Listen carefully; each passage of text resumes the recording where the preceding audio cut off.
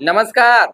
मैं हूं सुनील और आप इस समय देखना शुरू कर चुके हैं अपना खास कार्यक्रम एजुकेशन एंड जॉब बुलेटिन यानी बिहार शिक्षा समाचार, जहां बातें करते हैं बिहार शिक्षा विभाग की खबरों की, नियोजित शिक्षकों की, प्राथमिक शिक्षकों की, बीपीएससी शिक्षकों की, तमाम तरह के शिक्षकों के लिए खबर अपडेट कराते हैं और बिहार के छात्र छात्राओं के लिए क्या कुछ खबरें निकल कर आ रही है, तमाम खबरों से हम आपको कराते हैं अपडेट। दोस्तों, पूरी खबर बताने से पहले आपसे आग्रह है कि बहुत सारे हमारे ऐसे व्यूवर्स हैं जो अब तक चैनल को सब्सक्राइब नहीं किए हैं, तो उनसे आग्रह है, विनय प्रार्थना है, रिक्वेस्ट है कि आप जरूर चैनल को सब्सक्राइब कर लीजिएगा ताकि आपके लायक आपकी खबरें आप पर सबसे पहले सबसे आगे पहुंचता रहे। तो चलिए खबरों की सिलसिला शुरू करते हैं। हम आपको बता दें कि बिहार के नियोजित शिक्षकों की ट्रांसफर पोस्टिंग की जो बातें हैं वह बिल्कुल अंतिम चरण पर, जो कार्य है अंतिम चरण पर पहुंच चुकी है। अब मुख्यमंत्री की इशारा मिलते ही ट्रांसफर पोस्टिंग की सिलसिला शुरू हो जाएगी। हम आपको बता दें कि प्रथम चरण में सक्षमता पास नियोजित शिक्षकों का पोस्टिंग किया जाएगा। उसके बाद सक्षमता टू पास सक्षमता टू का रिजल्ट आने के बाद उनकी काउंसलिंग कराई जाएगी और काउंसलिंग के बाद उनका भी पोस्टिंग किया जाएगा। इधर बीपीएससी पास शिक्षकों का भी तबादले को लेकर रणनीति यानी कि नीति तैयार हो गई है। फॉर्मूले पर अब विचार के लिए मुख्यमंत्री का केवल इशारा बाकी है। मुख्यमंत्री की इजाजत मिलते ही ट्रांसफर पोस्टिंग का सिलसिला शुरू हो जाएगा। ऐसा बताया जा रहा है, माना जा रहा है कि अक्टूबर महीने में कार्य शुरू भी कर दिए जाएंगे। इधर हम आपको बता दें कि रिपोर्ट सौंपने के पहले बदल गए दो निर्देशक, प्रतिवेदन पर हस्ताक्षर करेंगे अब नए अफसर। आपको बता दें कि बिहार के स्कूली शिक्षकों के स्थानांतरण पदस्थापन के मामले में गठित कमेटी की रिपोर्ट अब दो नए सदस्यों के हस्ताक्षर से शिक्षा विभाग को सौंपी जाएगी। रिपोर्ट पर अब नए माध्यमिक शिक्षा निदेशक और नए प्राथमिक शिक्षा निदेशक कमेटी के सदस्य के रूप में हस्ताक्षर करेंगे। ऐसा इसलिए होगा क्योंकि शिक्षा विभाग को रिपोर्ट सौंपने के पहले ही कमेटी के दो पदेन सदस्य बनाए गए अधिकारी बदल गए हैं। आपको याद दिला दूं कि शिक्षा विभाग के सचिव की अध्यक्षता में गठित कमेटी के सदस्यों में बिहार शिक्षा परियोजना परिषद के राज्य परियोजना निदेशक, प्राथमिक शिक्षा निदेशक एवं माध्यमिक शिक्षा निदेशक शामिल हैं। स्कूली शिक्षकों का स्थानांतरण पदस्थापन की नीति तय करने के साथ ही सेवा काल में मृत शिक्षकों के आश्रितों की अनुशंसा अनुकंपा पर नियुक्ति, स्कूल टाइमिंग एवं शिक्षा सेवा के प्रशासनिक उप समूह के पुनर्गठन पर भी अपनी अनुशंसा शिक्षा विभाग को सौंपनी है। कमेटी का गठन शिक्षा विभाग ने 8 जून को किया था। उसके बाद से कमेटी की कई बैठकें हो चुकी है। कमेटी की रिपोर्ट का ड्राफ्ट भी तैयार है, बस उसे फाइनल टच दिया जाना है। कमेटी अपनी रिपोर्ट जल्द सौंपने वाली है, लेकिन रिपोर्ट सौंपने के पहले ही प्राथमिक शिक्षा निदेशक एवं माध्यमिक शिक्षा निदेशक के पदों पर नए अधिकारी तैनात किए गए हैं। तो हस्ताक्षर भी अब नए पदाधिकारी क्या होगा। यही शिक्षकों का अल्टीमेटम, टीटी एसटीटी उत्तरी नियोजित शिक्षक संघ गुट के राज्य सरकार को 1 सप्ताह की मोहलत दमोदर देते हुए मांग की है कि अविलंब स्थानांतरण एवं पदस्थापन नीति को सार्वजनिक करते हुए उस पर आगे की प्रक्रिया शुरू की जाए। संघ के प्रदेश अध्यक्ष मार्कंडेय पाठक ने बताया है कि सरकार लगातार शिक्षकों के साथ भेदभावपूर्ण नीति को अपनाई हुई है। जब जब शिक्षकों के हित की बात आती है तब तब कमेटी का खेल खेलकर उसे ठंडे बस्ते में डाल दिया जाता है। यह कितनी अचरज की बात है। 15 दिन में जिस कमेटी को रिपोर्ट देनी थी वह 1.5 महीने बाद भी कुछ नहीं कर सकी। इस बीच लगातार नाव दुर्घटना, सड़क हादसे में कई शिक्षकों की जान चली गई है। दूसरी ओर विभागीय निर्देश के बावजूद भी अभी तक न तो सभी घाटबार लाइफ जैकेट की व्यवस्था की गई है और न ही बाढ़ग्रस्त क्षेत्रों में स्कूल बंद किया गया। लाखों शिक्षक सरकार के शिक्षक विरोधी रवैये से परेशान तथा आक्रोशित हैं। संगठन ने कहा है कि अविलंब पदस्थापन का कार्य आरंभ नहीं हुआ तो शिक्षक आंदोलन को बाध्य होंगे। आंदोलन के स्वरूप एवं अन्य प्रकार की रणनीति बनाने के लिए आगामी रविवार को संघ की राज्य स्तरीय बैठक में ठोस निर्णय लिया जा सकता है। तो यह बड़ी खबर हम आपको बता रहे हैं। वहीं शिक्षकों के स्थानांतरण पदस्थापन की रिपोर्ट पर जल्द मुहर लगने की भी बातें आ रही है। राज्य के सरकारी विद्यालयों में कार्यरत शिक्षकों का स्थानांतरण पदस्थापन की रिपोर्ट पर सरकार की मुहर जल्द लगेगी। वे इसका इंतजार 3 महीने से कर रहे हैं। शिक्षा सचिव बैजनाथ यादव की अध्यक्षता वाली गठित कमेटी की रिपोर्ट अब 2 नए सदस्यों के हस्ताक्षर से होंगे और ऐसा माना जा रहा है कि मुख्यमंत्री की इशारा मिलते ही पोस्टिंग तबादले की कार्य भी शुरू कर दिए जाएंगे। वहीं गंडक में नाव पलटी, बाल बाल बचे 25 शिक्षक समेत 30 लोग। बीते दिन की यह बातें हैं और इस तरह की दुर्घटना होते रह रही है, लेकिन सरकार शिक्षा विभाग गंभीर नहीं है।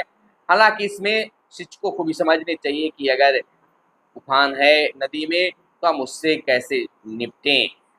उसके बगल में, स्कूल के बगल में ही रहने की व्यवस्था की जाए। खैर, वहाँ की क्या स्थिति है अब शिक्षक ही बता विशेष सकते हैं, लेकिन शिक्षकों के साथ यह ठीक नहीं हो रहा है।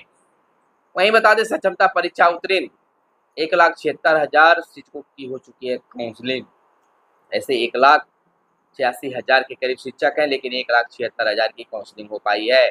सक्षमता परीक्षा उत्तीर्ण 1,87,000 शिक्षकों में से करीब 1,76,000 शिक्षक काउंसलिंग प्रक्रिया में भाग ले चुके हैं। सिर्फ 11,000 शिक्षकों की काउंसलिंग बाकी है, जबकि काउंसलिंग के 4 दिन बाकी रह गए हैं।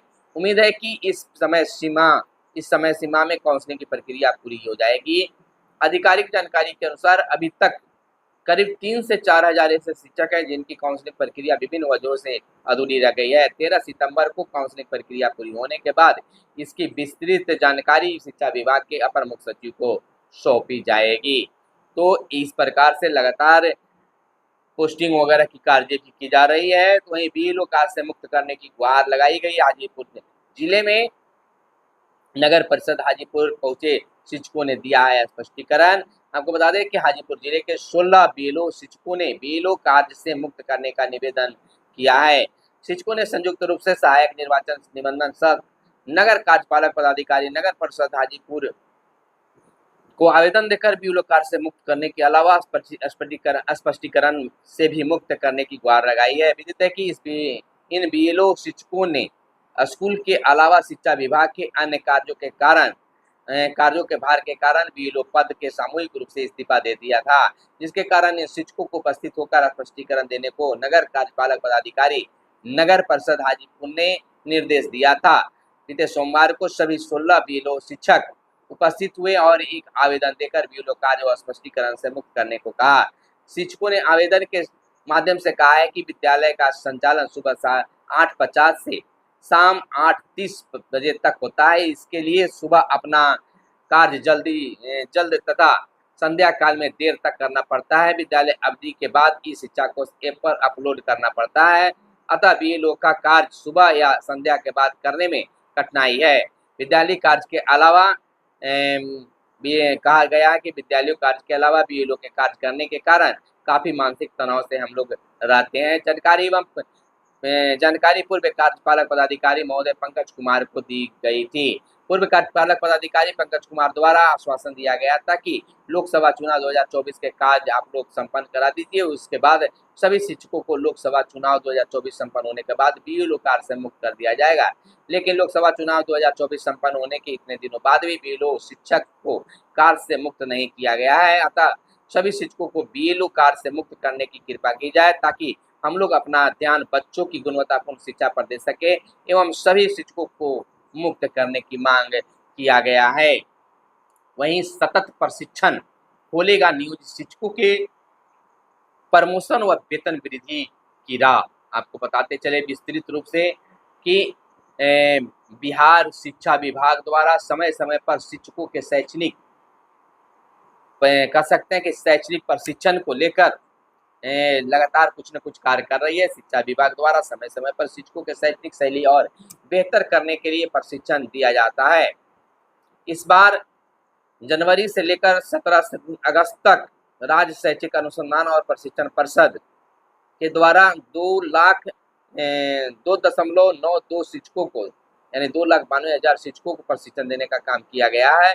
यह प्रशिक्षण इन सभी नियोजित शिक्षकों के वेतन वृद्धि और प्रमोशन का राह खोल दिया है।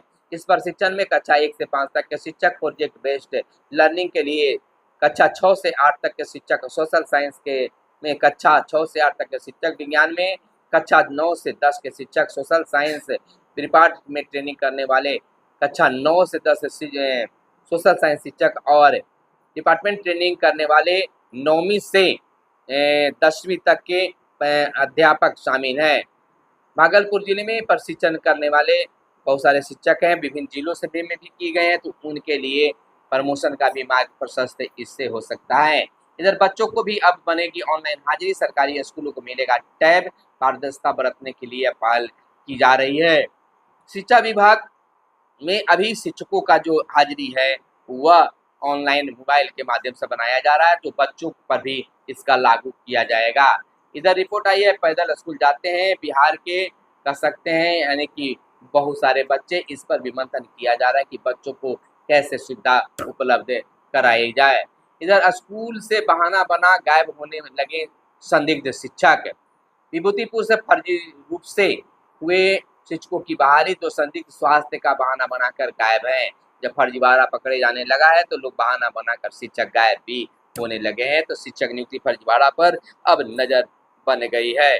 इधर नकल करने से मना करने पर छात्राओं ने शिक्षिका को पीटा, असिस्टेंट प्रोफेसर को आंख में गंभीर चोट लगी, कुलपति समेत कई विश्वविद्यालय अधिकारी महाराजा कॉलेज पहुंचे, तो यह बहुत गंभीर मामला सामने आया है। इधर नियोजित को सहायक शिक्षक घोषित करे, संघ का मांग है। राज्य सरकार शिक्षकों के साथ सौतेला व्यवहार कर रही है, खासकर नियोजित शिक्षकों के साथ। उक्त बातें बिहार राज्य प्राथमिक शिक्षक संघ के जिला अध्यक्ष जितेंद्र कुमार यादव ने संघ भवन में आयोजित बैठक में कही। उन्होंने कहा कि सक्षमता परीक्षा में भाग नहीं लेने वाले नियोजित शिक्षकों को बिना शर्त सहायक शिक्षक का दर्जा, प्रोन्नति का लाभ, सेवानिवृत्ता का लाभ सहित अन्य मांगों की पूर्ति हेतु राज्यव्यापी आंदोलन किया जाएगा। बैठक में उमाशंकर प्रसाद और कई शिक्षक भी मौजूद रहे। इधर डुमराव से खबर आ रही है कि पढ़ाने के दौरान हार्ट अटैक से शिक्षक की मौत हो गई है। सिमरी प्रखंड क्षेत्र से यह खबर आई है। वहीं ओरिजिनल दरभंगा की खबर है कि ओरिजिनल बताकर 2 छात्राओं के हाथ बेच दिया बीएड का नकली प्रोविजनल सर्टिफिकेट। आपको बता दें कि इस तरह की बातें निकलकर सामने आ रही है। वहीं कहीं पढ़ाई नहीं होने तो कहीं मिड डे मील की शिकायत, शिक्षा विभाग के पोर्टल और टोल फ्री नंबर पर कर रहे हैं शिकायत सही पाए जाने पर होगी बड़ी कार्रवाई। तो शिक्षा विभाग के द्वारा इस पहल पर कार्रवाई भी होने जा रही है। अंडा मिलता नहीं, दाल कम, पानी ज्यादा। अगस्त सितंबर में विभाग को मिली 100 से अधिक शिकायतें, कार्रवाई को जिला शिक्षा पदाधिकारी को भेजे गए मामले। आपको बताएं कि जो भी शिकायत मिली है उन सभी की जांच के लिए संबंधित प्रखंड शिक्षा पदाधिकारी को जिम्मेवारी सौंपी गई है। सही पाए जाने पर संबंधित प्रधानाध्यापक और शिक्षक पर कार्रवाई की जाएगी। संजय कुमार की भी बातें निकल कर आई है सामने, यानी कि जिला शिक्षा पदाधिकारी पटना से संजय कुमार ने भी यह बातें कही है। वहीं बाढ़ग्रस्त क्षेत्रों में स्कूल तत्काल बंद किए जाएं, यह मांग किया गया है। वहीं बता दें कि राजद के शासन में शिक्षकों का हो रहा था पलायन, कन्हैया ने कहा है, यानी कि कन्हैया सिकाया बनाया, भाजपा के शिक्षक प्रकोष्ठ के प्रदेश संयोजक ने कहा है कि राजद के समय में शिक्षकों का पलायन हो रहा था, शोषण भी हो रहा था। वहीं शिक्षा और शिक्षकों के प्रति संवेदनहीन है प्रशासन, माले का कहना है। बेतिया से खबर निकली है, बैरिया के पुंजहा श्रीनगर घाट पर 2 दर्जन शिक्षकों के और शिक्षिकाओं के डूब जाने से और हताहत होने के कारण इस पर बयान माले के द्वारा दिया गया है। वहीं नए प्राथमिक शिक्षा निदेशक ने संभाल ली है कुर्सी, संभाला मिड डे मील के निदेशक का भी अतिरिक्त प्रभार। वहीं नए प्राथमिक शिक्षा निदेशक आज भी ले लिया है अपना प्रभार। वहीं आगे की खबर हम आपको बता दें कि नियोजित शिक्षकों का जल्द पोस्टिंग और तबादला हो जाएगा और सक्षमता 2 का भी रिजल्ट अगले सप्ताह में आने की उम्मीद जताई जा रही है। तो फिर मिलते हैं अगले वीडियो में, तब तक के लिए चाहिए इजाजत। जय हिंद, जय भारत, वंदे मातरम।